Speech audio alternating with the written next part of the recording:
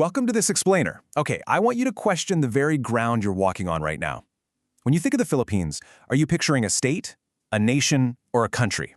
We tend to toss those words around like they mean the exact same thing, but in political science, they represent entirely different realities. Seriously, have you ever stopped to think about what actually makes you a Filipino? How does that deep cultural feeling in your gut differ from simply holding a passport and being a citizen of a state? Well, today, we're going to examine the concept of the nation, dissect these ideas, and apply them directly to the incredible living reality of the Philippines. Let's quickly map out our journey today. 1. Defining state and nation. 2. The Philippine nation-state. 3. A tapestry of diversity. 4. Indigenous rights and recognition. 5. The Bangsamoro autonomy transition. And 6. Forging unity in diversity. Section 1. Defining state and nation. Understanding the fundamental differences. To really grasp these abstract concepts, it helps to think of the state as the hardware. Under the 1933 Montevideo Convention, a state is basically a legal machine. It requires a permanent population, defined territory, a functioning government, and sovereignty. The sociologist Max Weber even defined it as a polity claiming a monopoly on the legitimate use of violence within its borders. But the nation? That's the software. It is the cultural and emotional heartbeat of a people. A nation is a social group bound by shared ideology, customs, language, and a really powerful psychological sense of belonging. You can draw a state on a map, sure, but a nation lives in the minds and hearts of its people. Oh, and the word country? That just refers to the geographic land itself. So, what happens when you combine the two? When a state claims power over a country in the name of the United Nation that inhabits it, you get a nation-state. In this perfect scenario, the legal boundaries match the cultural boundaries exactly. But here's the reality. Pure nation-states are incredibly rare. Japan gets brought up a lot as a modern example, since most of its citizens share the same heritage and language, but honestly, most modern states out there are highly multi-ethnic. Section 2. The Philippine nation-state, forging an identity from an archipelago. If we look at the hardware, the state, the physical borders of the multi-ethnic Philippine state were actually drawn by foreign colonial powers. The Spanish, and later the American colonial administrations, literally just drew a line around a massive archipelago of over 7,000 islands and called it a single political unit. The state was completely imposed from the outside. But the software, the nation, that developed from the inside out. Despite being physically separated across islands and speaking totally different languages, a national identity began to emerge. As lowland groups who were originally categorized as Indios by the Spanish started to revolt against Spanish rule and later fought U.S. troops, they woke up to a shared struggle. This unified resistance forged an identity that went way beyond local regions. It gave birth to the Filipino nation. Section 3. A tapestry of diversity. The demographics of the archipelago. Our nation is remarkably multi-ethnic. Data from the Philippine Statistics Authority notes that the population is made up of about 110 distinct ethnolinguistic groups. The vast majority are of Austronesian descent, whose ancestors migrated from Taiwan thousands of years ago, living right alongside indigenous Negrito populations. It's an incredible mix. And across all those islands, an astonishing 172 native languages and dialects are spoken. While Filipino and English are the official languages of the state, these regional native languages, which mostly belong to the Austronesian linguistic family, are the absolute mother tongues for the vast majority of people here.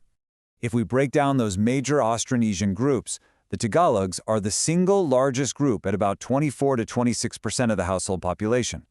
Then you have other major populations like the Cebuanos, Ilocanos, Hiligaynons, and Bicolanos, each making up around 6 to 8%.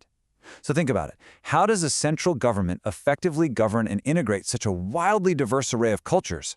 Section 4. Indigenous rights and recognition, integrating marginalized groups into the state. The Philippines is actually a global leader in recognizing indigenous rights, mostly thanks to the Indigenous Peoples' Rights Act, or HIPRA.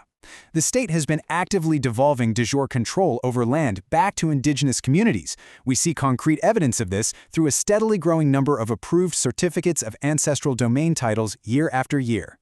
Now, some political theorists argue that giving minority groups too much autonomy is risky and might threaten the central state. But political science research shows the exact opposite. When the Philippine state legally recognizes indigenous autonomy, those communities actually increase their positive engagement with formal state institutions. For instance, communities with recognized land titles show much higher rates of birth registration. By respecting their unique identity, the state literally brings them closer into the national fold.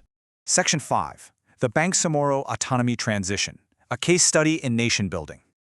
Tracking the modern peace process down south, we can see a very structured legal evolution. It kicked off with the 2012 Framework Agreement on the Bangsamoro, progressed to the 2014 Comprehensive Agreement, and then culminated in the 2018 Bangsamoro Organic Law. This was a landmark law that established the BARMM, a unique parliamentary autonomous region designed specifically to address historical injustices and bring former combatants into democratic governance. But maintaining an objective view of our sources, we have to note that this transition is facing immense administrative and legal hurdles today. What was supposed to be a straightforward democratic milestone has hit major roadblocks. The first parliamentary elections have been delayed to 2026. Because of perceived lags in socioeconomic commitments, the MILF actually suspended the decommissioning of combatants. We've also seen leadership reshuffles coming from Manila and a massive Supreme Court ruling that declared the inclusion of the Sulu province in the BARMM unconstitutional, effectively pulling it right out of the region. It's a stark reminder that aligning the state hardware with the nation's software is a really difficult, ongoing negotiation. Section 6. Forging Unity in Diversity, the ongoing creation of a unified identity. Ultimately, the overarching goal of the state is to foster unity and diversity. We have a famous phrase for this: Isang Bansa, Isang Diwa, one nation, one spirit. A unified Philippine national community doesn't mean we erase our differences. It means we validly recognize and accept the unique contributions of all our varied cultures to build a proud, resilient people. A leading Filipino anthropologist summarized this beautifully, noting that there's no alternative to the ethnic base of national unity. He wrote, and I quote, "There is a world of difference between being a Filipino Muslim and being a Muslim Filipino. In the first, his ethnicity is but an attribute of his religion. In the other, his religion is but an attribute of his ethnicity. And the substance of all Filipinos, be they Islamized, Christianized, or unconverted, is that he belongs to the Filipino nation, an inhabitant of this archipelago." End quote. Basically, your specific background absolutely shines through, but it remains a beautiful attribute of your fundamental inclusion in the nation. So, as grade 11 students, actively examining the concept of the nation today, you now understand the mechanics of our state hardware and the cultural software of our people. You know how our borders were drawn and how our shared identity was forged in struggle and incredible diversity. I want to leave you with this thought. A nation isn't a finished project from 100 years ago. It is actively being built right now. So how will you contribute to the ongoing creation of the Philippine nation? Think about it. Thanks for joining me on this explainer, and keep learning.